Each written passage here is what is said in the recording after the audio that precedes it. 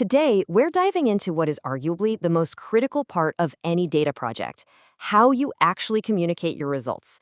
We're going to talk about turning all that number crunching into something people can actually understand and use. So picture this.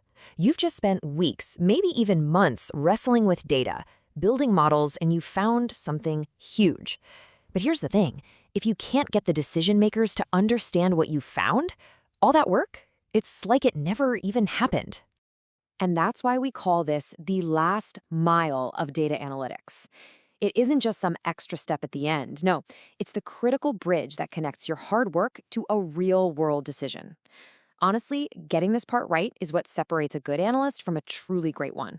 Okay, so how do we start building that bridge? Well, a lot of the time it starts with these high-level tools that give you that bird's eye view. Let's break down the two big ones: dashboards and scorecards. The easiest way to think about it is like this. A dashboard? That's the cockpit of an airplane. You've got all your instruments in one place: your altitude, your speed, your fuel levels. It gives you the whole picture. But a scorecard, that's more like a single warning light on that dashboard. Think check engine. It's laser focused on one critical thing you need to see right now. And the official definition really backs this up. A dashboard's whole purpose is to pull together multiple key performance indicators, or KPIs, and other metrics onto a single screen. When you see them all together, you start to spot connections and relationships you'd otherwise miss.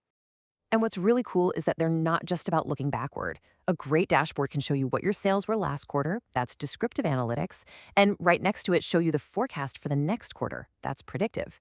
It's the past, the present, and the future, all in one shot. A scorecard, on the other hand, just cuts through all the noise. It focuses on one single, all-important KPI. Are we going to hit our sales target this month? It's a simple yes or no.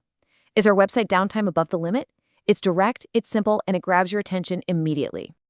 All right, so we've got our big picture tools like dashboards and scorecards. But now let's drill down a little. How do you actually build the briefing or report that you're going to deliver? It really boils down to three fundamental methods. First, you need powerful visuals. Your charts and graphs. Second, you need clear written summaries to explain what those visuals mean. And third, you need simple itemized lists to drive home the main points. And this is a perfect example of why visuals are absolutely king. Our brains are just hardwired to process images so much faster than text. And not only that, we remember them for way longer.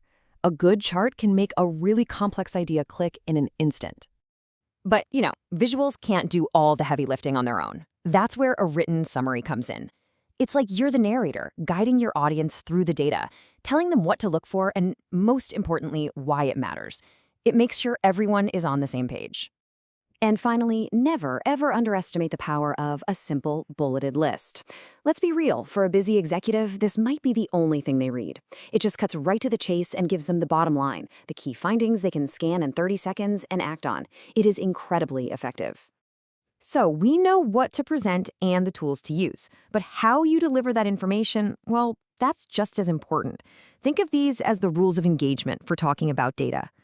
And let's be super clear about the main goal here. It's not just to throw a bunch of charts at people. The goal is to make sure management accurately understands not just the data, but the conclusions you've drawn from that data. Both parts are crucial.